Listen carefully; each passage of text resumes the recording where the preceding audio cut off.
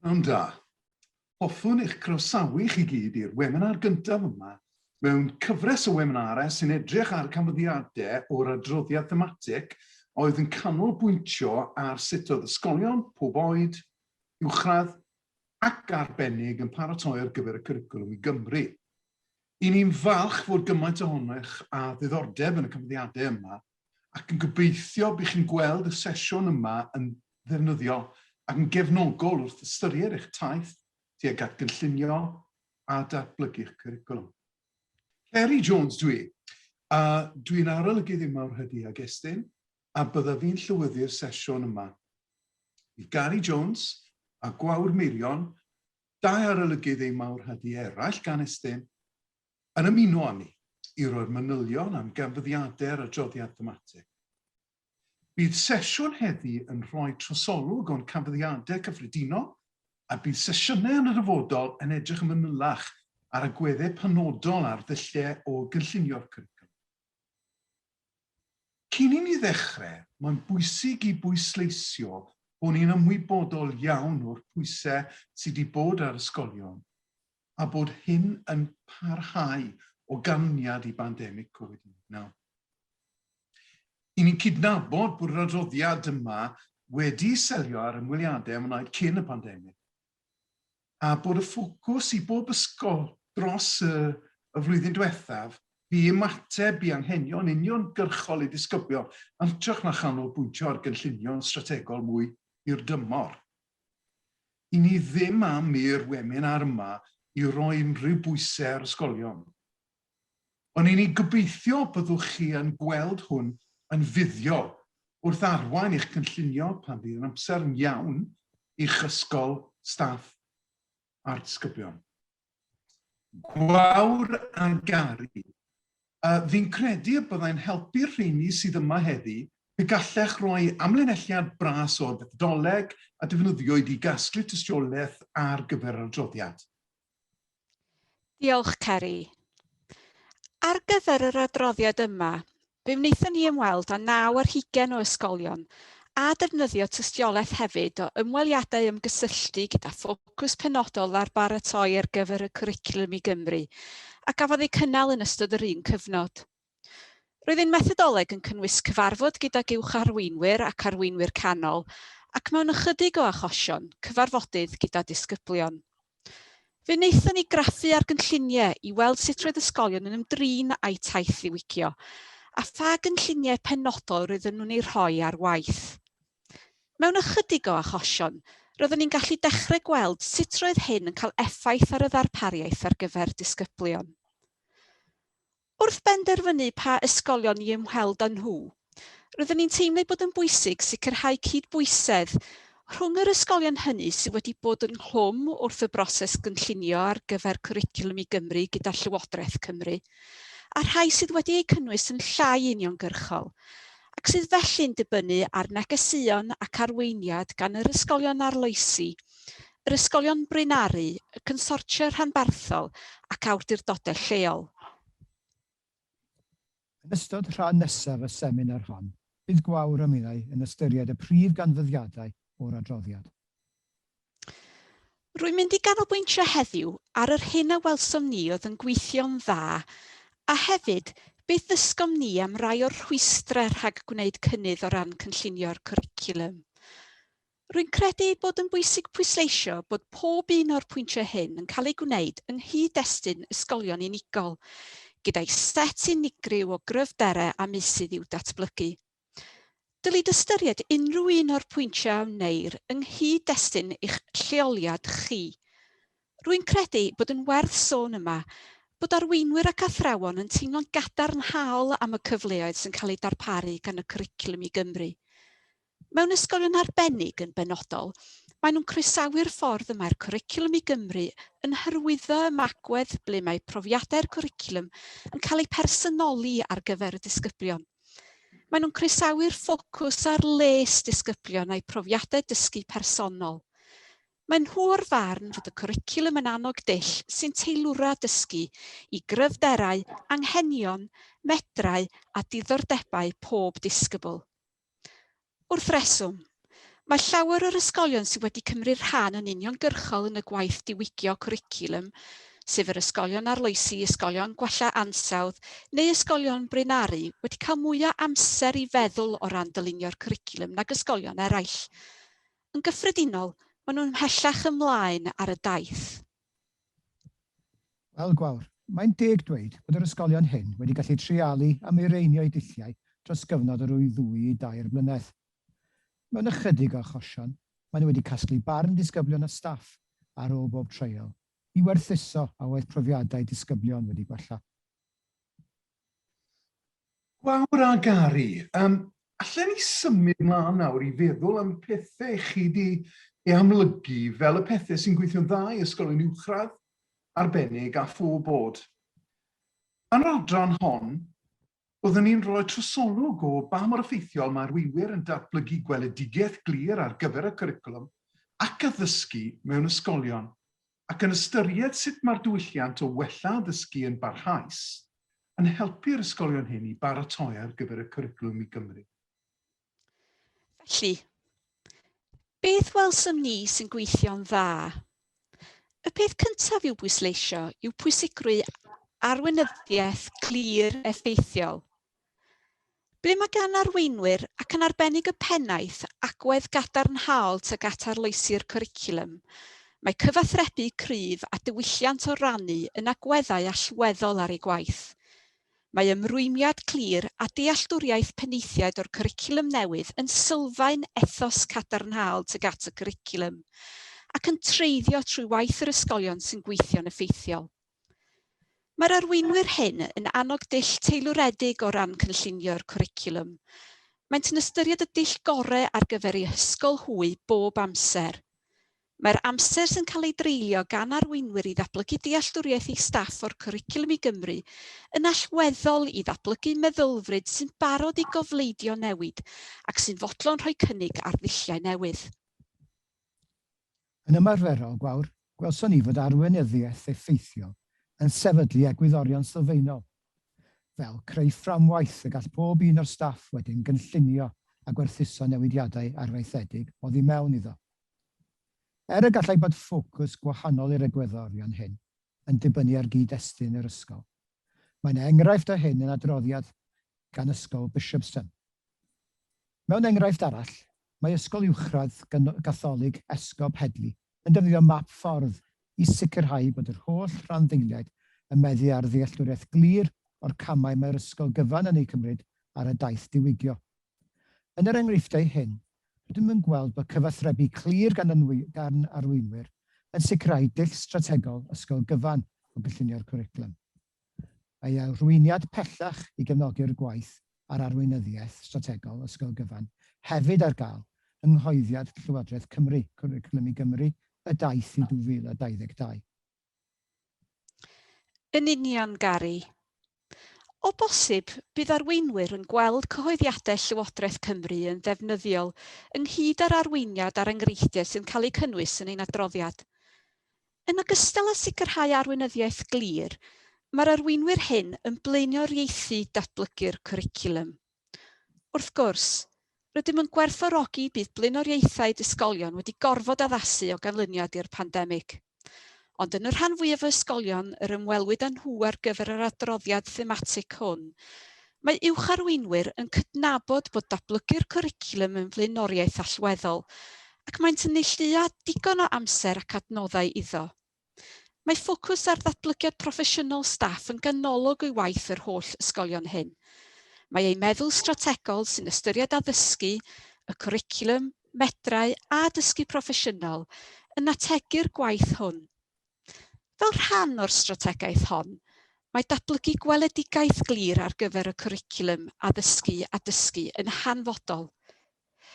Yn y rhan fwyaf o ysgolion yr ymwelwyd â nhw, mae arweinwyr wedi gweithio'n effeithiol gyda'r holl randdeiliaid ac wedi treulio cryn dipyn o amser yn datblygu ac adolygu gweledigaeth ar gyfer eu hysgol a'i disgyblion.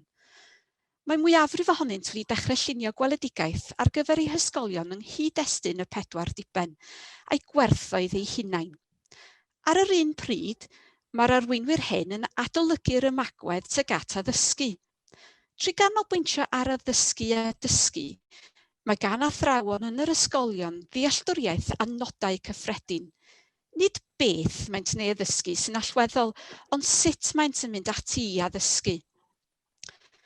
Pan bydd uwcharweinwyr yn canolbwyntio'n dda ar wella addysgu, yn gyffredinol maent yn meithrin diwylliant o ymholi ac ymgysylltu, yn ymddiried yn ei staff i wneud dewisiadau proffesiynol, yn meddu ar bolisi ystafell ddosbarth agored, yn creu cyfleoedd ar gyfer deialog broffesiynol ynghylch addysgu, yn rhoi addysgu ac addysgeg yn rheolaidd fel eitemau agenda mewn cyfarfodydd uwcharweinwyr a staff, yn defnyddio diwrnodau datblygiad proffesiynol fel cyfleoedd strategol i archwilio mentrau mewn addysgu a dysgu, yn creu amser dynodedig i athrawon gymryd rhan mewn arsylwadau cymrheiriaid ac ymchwil gweithredol, yn defnyddio ymchwil i liwio penderfyniadau ar strategaeth ar gyfer ei hysgol, yn meddu ar bolisïau clir ar gyfer addysgu, adborth a'r cwricwlwm y mae pob un o'r staff yn ei deall ac yn glynu atynt, yn sefydlu perthnasoedd proffesiynol o fewn ei hardal a thu hwnt, ac yn ceisio cyngor arbenigol ac yn gweithredu yn unol â hynny. Rwy'n credu, Bwawr, bod hwn yn un o'r llwyddiannau pwysicaf o welson mewn ysgolion, lle mae'r arweinwyr yn blaenoriaethu gyrru addysgu o ansawdd da, a chefnogi athrawon i wella eu harfer yng nghyd-destun gweledigaeth gytun.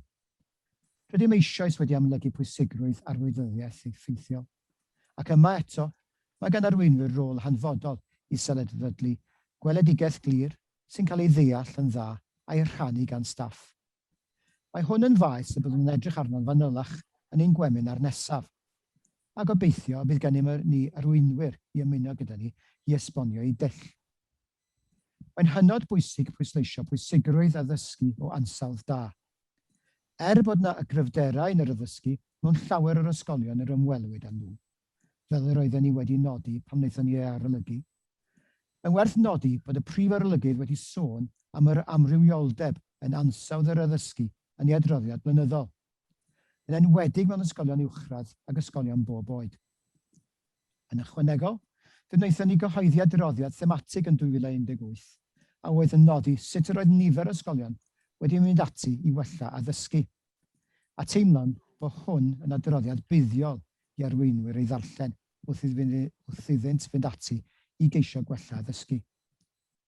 Nododd yr adroddiad hwn bod mewn ysgolion lle ceir addysgeg ac addysgu effeithiol, mae arweinwyr yn adnabod ei staff yn dda.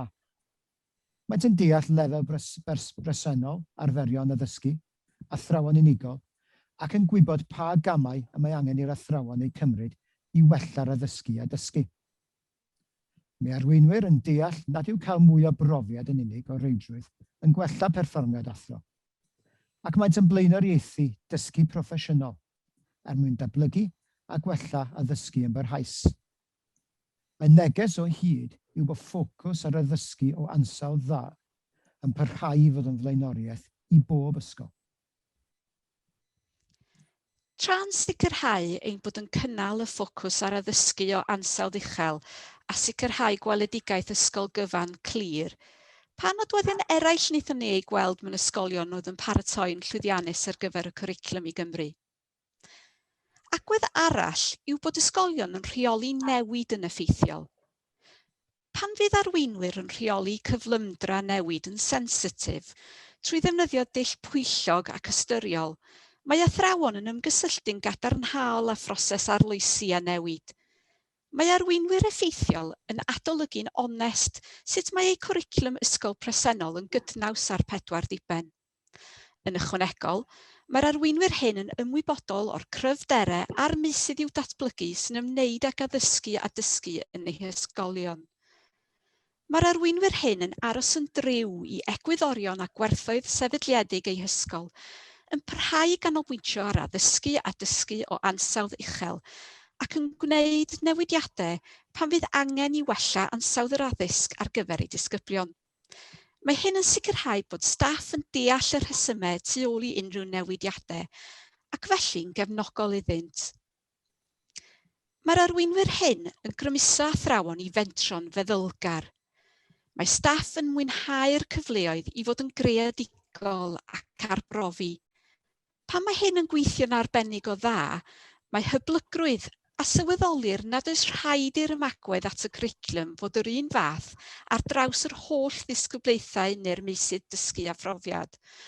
Ond y dylid ei haddasu i weddi i'r pwnc, yr amgylchedd dysgu, yr athro a'r disgyblion. Mae'r ysgolion hyn yn sicrhau bod cydweithio effeithiol. Mewn lleiafrif y ysgolion yr ymwelwyd â nhw, mae arweinwyr yn meddwl am sut gallen nhw gynyddu amser i staff gydweithio.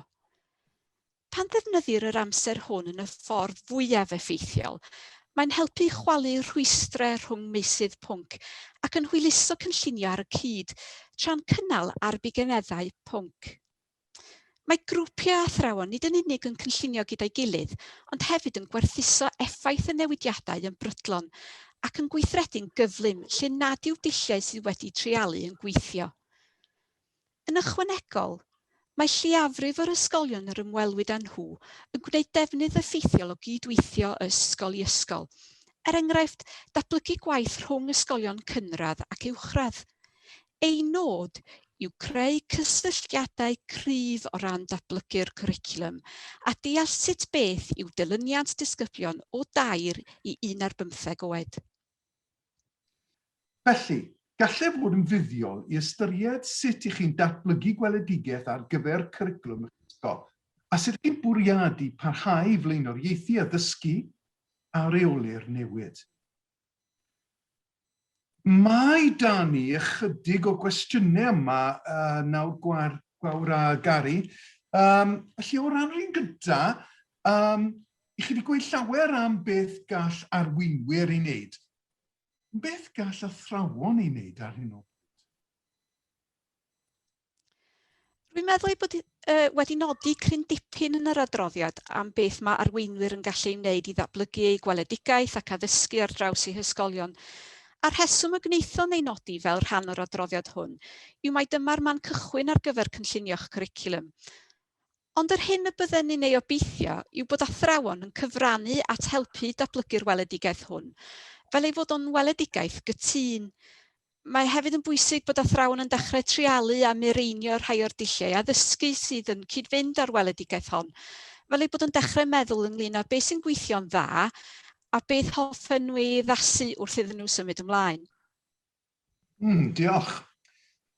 Mae'r cwestiwn nesaf yn gwaith ni fel arolygaeth.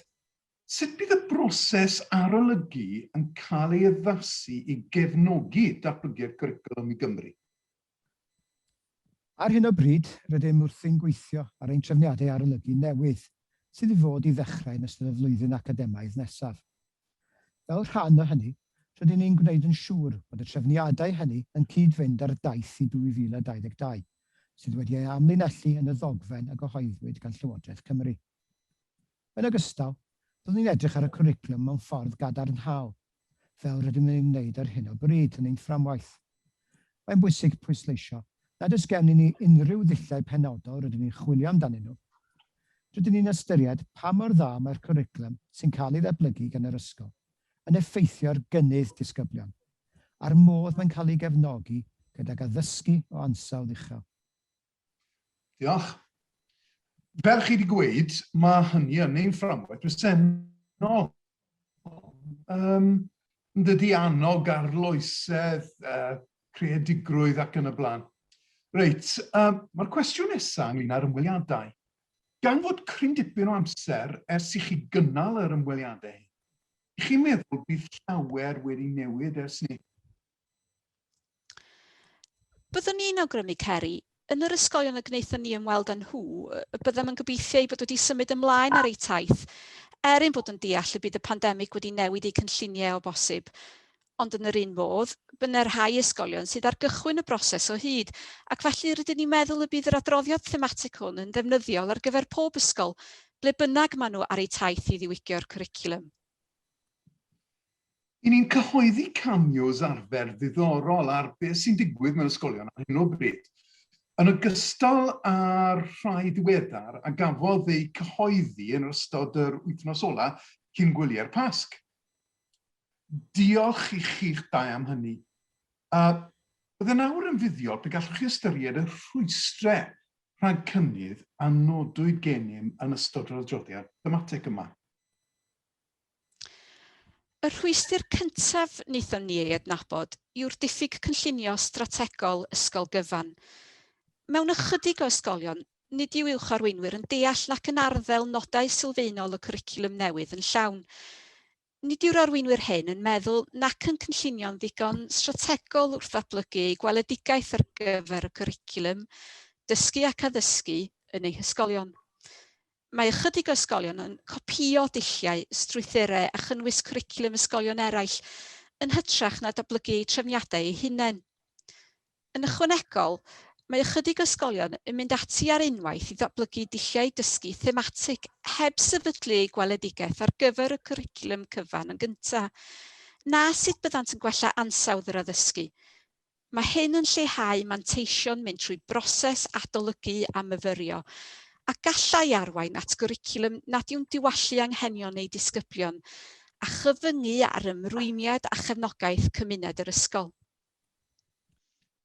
Rwy'n credu bod hwn yn rhwystyr pwysig iawn i'n ystyried fawr, ac mae hyn yn cysylltu'n gryf gyda'r enghreifftiau cryfderau y gwnaethon ni sôn amdano'n gynharach, sef pwysigrwydd datblygu gweledigaeth glir ar gyfer y cwricwlwm ac addysgu mewn ysgolion. Pan fod nhw'n gweld enghreifftiau o'r arfer hyn ddim yn gweithio, mae'n aml o ganlyniad i arweinwyr ac athrawon yn symud yn rhy gyflym at fanylion yr hyn y byddent yn ei addysgu, heb gynllunio eu cwricwlwm yn gyntaf a gwella ansawdd yr addysgu. Mewn rhai achosion, ac rydym yn gweld hyn yn ystod arolygiadau hefyd, mae arweinwyr wedi datblygu dulliau thematig o gynllunio'r cwricwlwm, lle mae'r cysylltiadau'n arwynebol.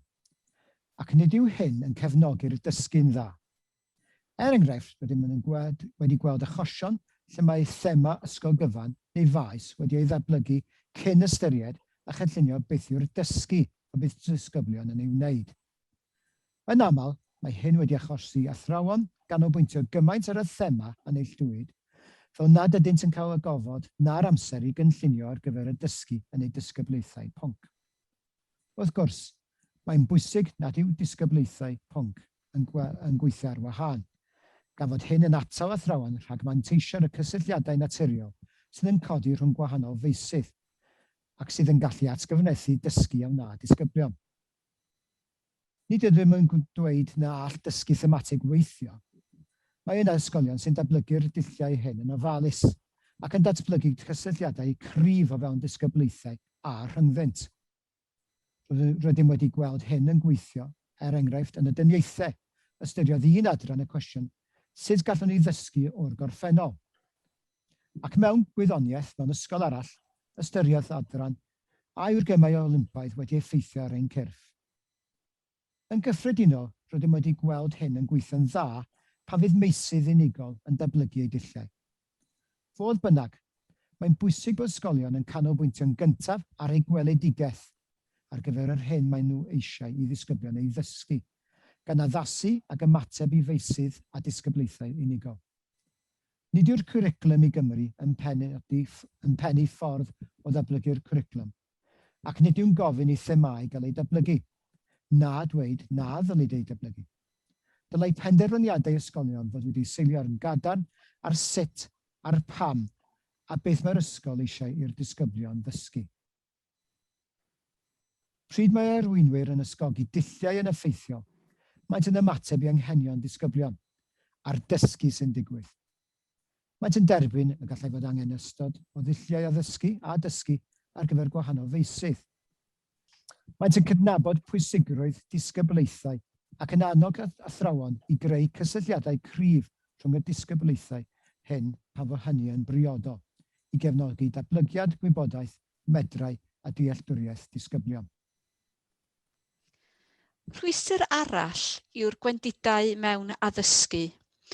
Mae gwella ansawdd yr addysgu a datblygu dealltwriaeth o'r gyd-ddibyniaeth rhwng llwyddiant y cwricwlwm, asesu ac addysgu o ansawdd da yn gam allweddol wrth baratoi ar gyfer y cwricwlwm newydd.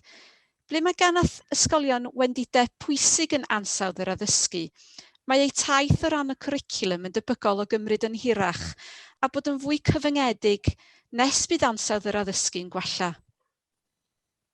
Hefyd, mae'n deg dweud gwawr, pryd mae ysgolion yn datblygu eu dulliau asesu i gefnogi dilyniad, rydym yn gweld hyn yn cefnogi datblygiad dysgu disgyblion yn dda. Yn ein adroddiad blynyddol, nododd y prif arolygydd agweddau ar asesu a oedd yn gryf, ac hefyd yn benodol, ble gellir ei gwella. Enghraifft, pan welwn holi neu gwestiynu yn cael ei ddefnyddio'n dda i fonitro a gwirio cynnydd disgyblion. Mae gan ddisgyblion ddealltwriaeth gryfach o beth fydd y camau nesaf yn ei dysgu.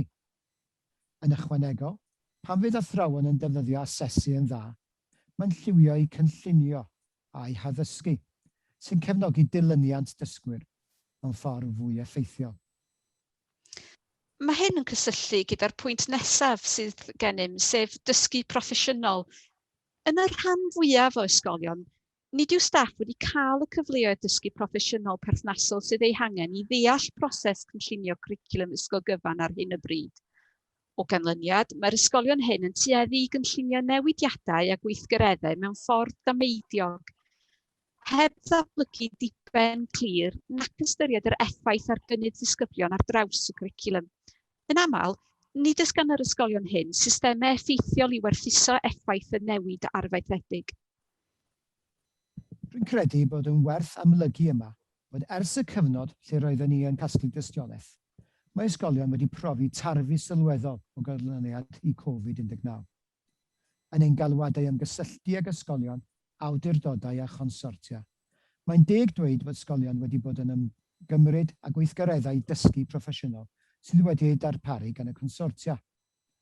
Yn ein galwadau, rydym hefyd wedi clywed a bydd rhaid i nifer o ysgolion oherio ei dysgu proffesiynol arfaethedig ar gyfer cwricwlwm i Gymru, ac mae hynny'n gwbl ddealladwy.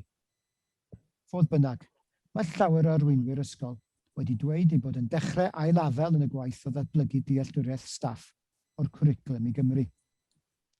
Nodwedd cadarnhaol o'r cyfnod hwn y mae arweinwyr wedi sôn wrthyn amdano yw'r datblygiad cyflym mewn medrau digidol disgyblion a staff, ac bydd hyn yn fuddiol iawn wrth fynd ati a lefel yn y gwaith o gynllunio'r cwricwlwm. Dyn ni'n gwerthfawrogi'r effaith mae Covid-19 wedi ei gael ar waith ysgolion ac yn arbennig ar ei cynllunio ran paratoi ar gyfer y cwricwlwm newydd. Ond roedd pryderon eraill wrth i ni ymweld ag ysgolion, gan gynnwys amgyffrediad gan staff o golli arbenigedd pwnc. Yn y mwyafrif o ysgolion yr ymwelwyd â nhw, mae staff yn pryderu am golli arbenigedd pwnc ac nid ydynt eisiau gwanhau'r defnydd o athrawon arbenigol. Yn yr ysgolion hyn, gallai arweinwyr ac athrawon fod wedi camddehongli bwriadau'r cwricwlwm newydd.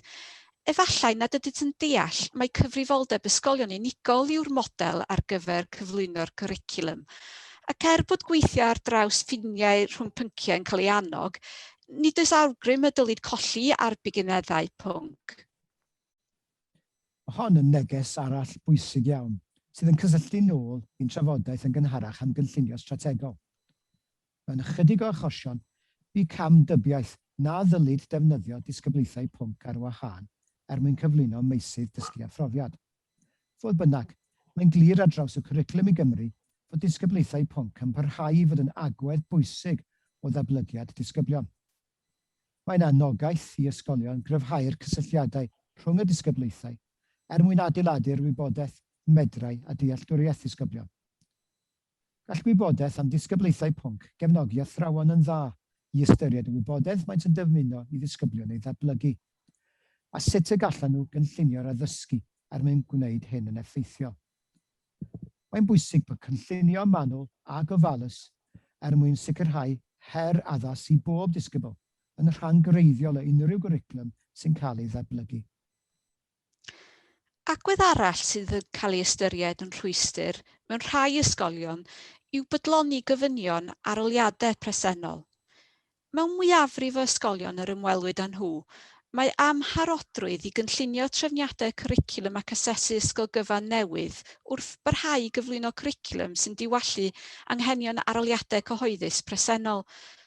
Dyweda lleiafrif y ysgolion yr ymwelwyd â nhw fod diffyg gwybodaeth am gymwysterau a threfniadau asesu'n y dyfodol yn rheswm i ohirio datblygu cwricwlwm newydd. Mae'r ysgolion hyn yn defnyddio atebolrwydd fel rheswm i beidio datblygu cwricwlwm cyffrous, na gwneud ma'n addasiadau hyd yn oed. Mae hyn yn awgrymu bod y ffocws yn yr ysgolion hyn yn fwy ar roi'r addysgu ar brawf, yn hytrach nag ar gyflwyno cwricwlwm eang, cytbwys a pherthnasol. Werth nodi bod Cymwysterau Cymru wedi lawnsio ymgynghoriad ynglyn â'r cymwysterau. Felly, ydyn ni'n trio dweud fan hyn, gwawr, bod os yw ysgol yn canolbwyntio yn y cwricwlwm ar datblygu gwybodaeth, medru a dealltwriaeth disgyblion, yn effeithio trwy gydol taith disgybl yn yr ysgol, gan gynnwys yng nghyfnod llynol 3, a bydd hyn yn y pen draw yn cynorthwyo pob un o'r disgyblion i fod â dealltwriaeth hyblyg, fy'n ei cynorthwyo i berfformio'n dda ym mhob agwedd o fywyd, gan gynnwys cymwysterau. Ydym, ac mae hynny'n cysylltu am pwynt nesaf, Gary, sef bod ysgolion yn cael eu cyfyngu gan arfer bresennol. Mewn lleiafrif ysgolion yr ymwelwyd â nhw, mae athrawon yn teimlo bod cyfyngiadau hamserlen bresennol yn rhwystro eu creadigrwydd wrth iddynt yn drin ar cwricwlwm i Gymru. Mae'n cyfyngu ar y graddau maent yn mentro. Mae llawer ysgolion yn amharod i fod yn feiddgar o ran cynllunio'r amserlen. Maent yn ei gweld yn herio meddwl yn wahanol am y posibiliadau sy'n bodoli ar hyn o bryd o fewn y diwrnod ysgol. Mae ychydig o ysgolion yn dechrau ar raglen tygau 3 blynedd ym mlwyddyn 9. Mae hyn yn golygu bod disgyblion yn 12 oed yn dewis opsiynau sy'n cyfyngu ar ehangder eu profiadau addysgol yn rhy gynnar ac yn mynd yn groes i egwyddor addysg eang a chytbwys. Mi rydyn ni yn gweld nifer gynhyddol o ysgolion yn symud tuag at y dull 3 blynedd hwn o ran tygau. Yn gyffredinol yn yr ysgolion hyn, rydym yn gweld lleihad yn ehangder y cwricwlwm sydd yn cael ei ddarparu ar gyfer disgyblion, ac mae hyn yn debygol o leihau effaith datblygu cwricwlwm i Gymru. Concern arall allai gyfyngu effaith cwricwlwm i Gymru yw gwaith partneriaeth gwan. Mae cysylltiadau gwan o ran y cwricwlwm rhwng ysgolion cynradd ac uwchradd yn cyfyngu ar gynllunio ar gyfer dilyniant. Mae cysylltiadau presennol o ran y cwricwlwm yn canolbwyntio ar Gymraeg, Saesneg a mathemateg yn bennaf, ac mewn ychydig o enghreifftiau gallent gynnwys gweithgarwch pontio ar draws blwyddyn 6 a blwyddyn 7. Mae trefniadau pontio yn canolbwyntio'n bennaf ar les disgyblion a chefnogi disgyblion sydd angen cymorth ychwanegol, yn hytrach na datblygu dealltwriaeth glir o'r hyn y gall disgyblion ei gyflawni mwyn adeiladu cwricwlwm mwy effeithiol ym mlwyddyn 7. Mae'r gwaith partneriaeth rhwng ysgolion arloesi, gwella ansawdd, brenaru a'i hysgolion partner i ddatblygu'r cwricwlwm wedi bod yn gyfyngedig mewn rhai meysydd. Mae hwn yn hefyd yn ffactor pwysig i'w ystyried. Mwyn sicrhau continwwm mewn dysgu ar gyfer disgyblion, mae'r ffordd y maent yn symud rhwng grwpiau blwyddyn ac yn arbennig o'r ysgol gynradd i'r ysgol uwchradd yn bwysig wrth sicrhau ei bod yn cael ei herio a'i hannog yn effeithiol i wneud cynnydd. Ein bod yn gweld llawer o waith o ran pontio, nid yw bob amser yn cynorthwyo athrawon i ddeall beth mae disgyblion yn gallu wneud yn barod, a'r safonau y maent wedi eu cyflawni'n barod, a defnyddio hwn i liwio a chefnogi'r dysgu yn y dyfodol. Gwawr, ydyn ni wedi gweld unrhyw enghreifftiau arferion da yn ymwneud â hyn? Do. Ysgol sydd â chysylltiadau cryf sefydliedig yw Ysgol Uwchradd Ffitsalyn yng Nghaerdydd. Gellir gweld mwy o fanylion am ei gwaith yn yr adroddiad. Yn ola, mewn ychydig iawn o ysgolion, mae blinder yn sgil newid cyson wedi lleihau cyflymdra dechrau cynllunio ar gyfer y cwricwlwm i Gymru. Mewn ysgolion eraill, mae staff yn mynegu bod yn ofni methu ac yn poeni gallai dehongliad o'r cwricwlwm newydd fod yn anghywir. Yn aml, nid oes gan yr arweinwyr a'r staff hyn yr hyder a'r ddealltwriaeth i fwrw ymlaen â diwygio'r cwricwlwm, ac maent yn chwilio am fwy o arweiniad neu ddysgu proffesiynol. Diolch yn fawr, Gwawr.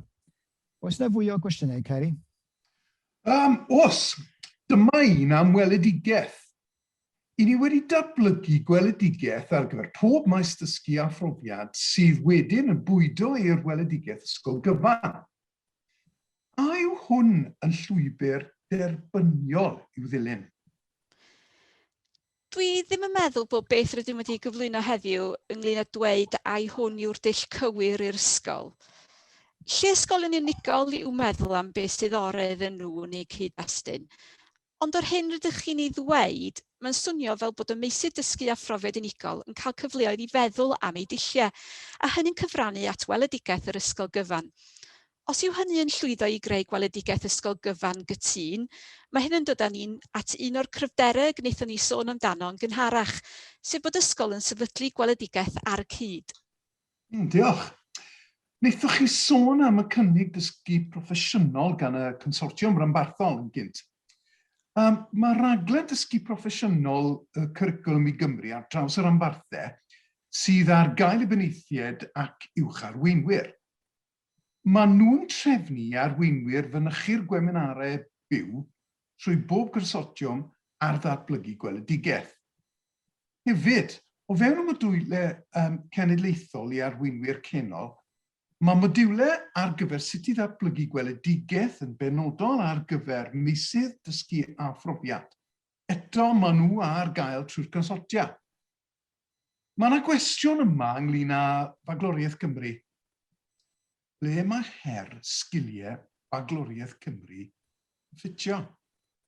A ddyle fod o fewn maes dysgu a phrofiad neu ar ei ben ei hun? Eto, dwi'n meddwl mae penderfyniad i ysgolion i wneud ydy hyn. Wrth i nhw ddatblygu eu cwricwlwm, mae ti'n gallu ystyried ble mae'n gweddi orau. Gan fod y tysysgrif her yn cael ei ddatblygu fel rhan o'r cymwysterau, bydd angen ysgolion feddwl am sut maen nhw'n integreiddio hynny yn eu cwricwlwm cyfan. Dwi ddim yn meddwl mae fy lle i na gwawr i'w nodi'n union ble mae'n gweddi. Mae hyn ynglyn ag ysgolion yn gwneud yn siŵr ei fod yn ffitio i mewn a'i cynnig cwricwlwm cyfan ac yn darparu profiadau o ansawdd uchel i ddisgyblion. Y cwestiwn yma am ddysgu proffesiynol. Sut dyle ysgolion werthuso dysgu proffesiynol? Wel, fe welson ni rai ysgolion yn dechrau gwerthuso eu dulliau dysgu proffesiynol fel rhan o'r gwaith ar gyfer yr adroddiad thematig hwn. Nhw'n dechrau defnyddio'r systemau oedd eisoes wedi'w sefydlu i werthuso'r ddarpariaeth. Rydyn nhw'n defnyddio ar sylwadau gwersi, teithiau dysgu, edrych ar waith disgyblion, ac yn bwysig rydyn nhw'n siarad gyda disgyblion am sut roedd yr addasiadau roedd yr ysgol ac athrawon yn ei wneud yn effeithio ar y profiadau dysgu a rydyn nhw'n ei derbyn. Dwi'n meddwl ei bod yn bwysig yma, wrth i ysgolion edrych ar ddysgu proffesiynol, i bod yn meddwl a yw'n helpu athrawon i wella ansawdd eu haddysgu. A yw'n helpu athrawon i feddwl am sut bydd y Cwricwlwm Cymru yn ei cynorthwyo i ddatblygu ei dulliau ac yn y pen draw, a yw'r newidiadau maen nhw'n ei gwneud yn cael effaith gadarnhaol ar y cynnydd mae disgyblion yn ei wneud ac ymgysylltiad dysgwyr mewn gwersi. Fe sonioch chi am bontio yn gynt. Estyn yn arolygu pontio yn fwy trylwyr nawr, gan ei fod yn bwysig yn ei barn nhw? Diolch am y cwestiwn yma. Dyn ni eisoes yn edrych ar bontio fewn un fframwaith arolygu presennol, a dyn ni'n ystyried pa mor dda mae hynny'n cynorthwyo disgyblion i symud rhwng ysgolion cynradd ac uwchradd. Dyn ni'n ystyried pa mor dda mae trefniadau pontio yn helpu staff i ddeall y cynnydd mae disgyblion i wneud cyn dechrau yn yr ysgol uwchradd, a sut mae hynny'n cael ei ddefnyddio i liwio cynllunio athrawon wrth i disgyblion drosglwyddo. Mae hwn yn gysylltiedig i raddau, ond fe sonioch chi am gyfnod allweddol 4 sydd yn 2 blynedd o hyd yn gynt.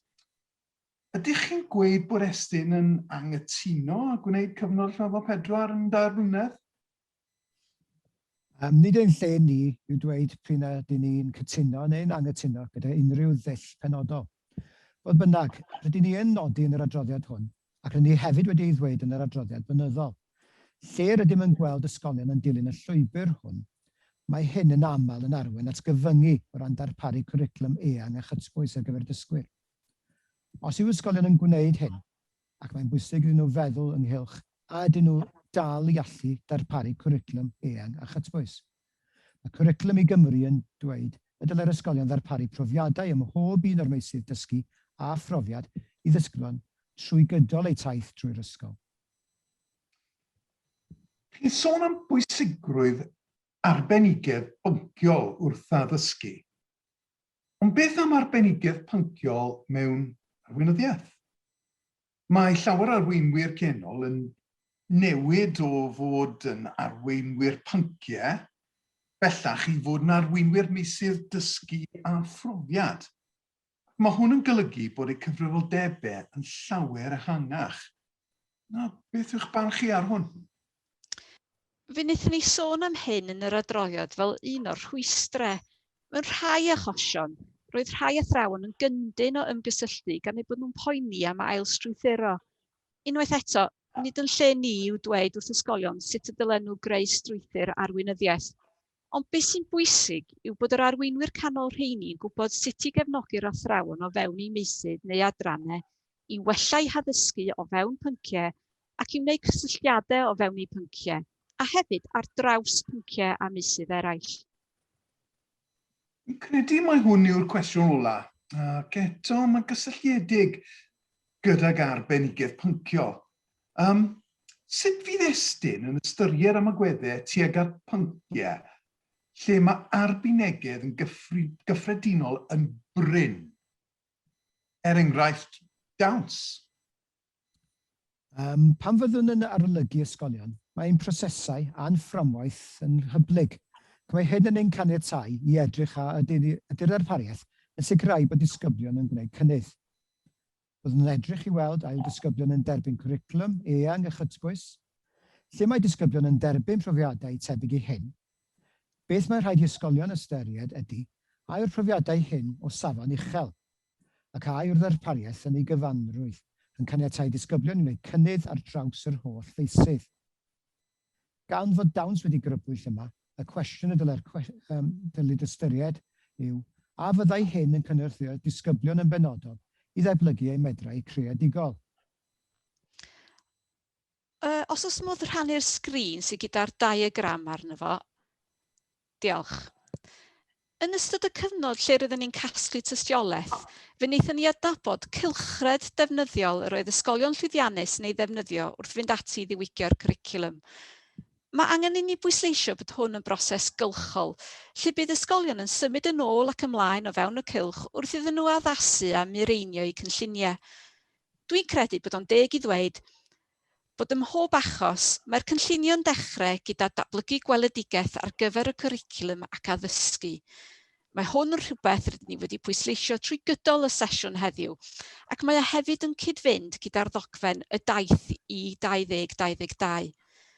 Mae'r ddogfen honno hefyd yn dweud y dylid dechrau trwy greu gweledigaeth ysgol gyfan. Mae gweddill y broses hon hefyd yn cyd-fynd gyda'r daith sydd wedi'i chynnwys yn y ddogfen, felly efallai bydd ysgolion yn gweld y cylchred hwn yn ddefnyddiol. Os oes yna gwestiynau nad ydyn ni'n wedi hateb heddiw, mi fyddwn ni'n cyhoeddi set y gwestiynau poblogaidd gydag atebion maes o law. Diolch i Gari a Gwawr heddi, ac hefyd i Bethan a Karen sydd wedi bod yn gweithio'n galed iawn tu ôl llenni, ond yn bennaf, diolch i chi am eich amser chi y prynhawn yma, ac i ni'n gobeithio bod chi wedi gweld y sesiwn rhag arweinio hon yn ddefnyddiol.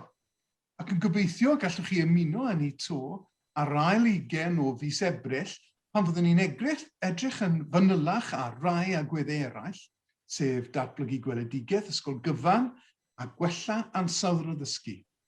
Am y tro, diolch yn fawr iawn i chi a hwyl fawr.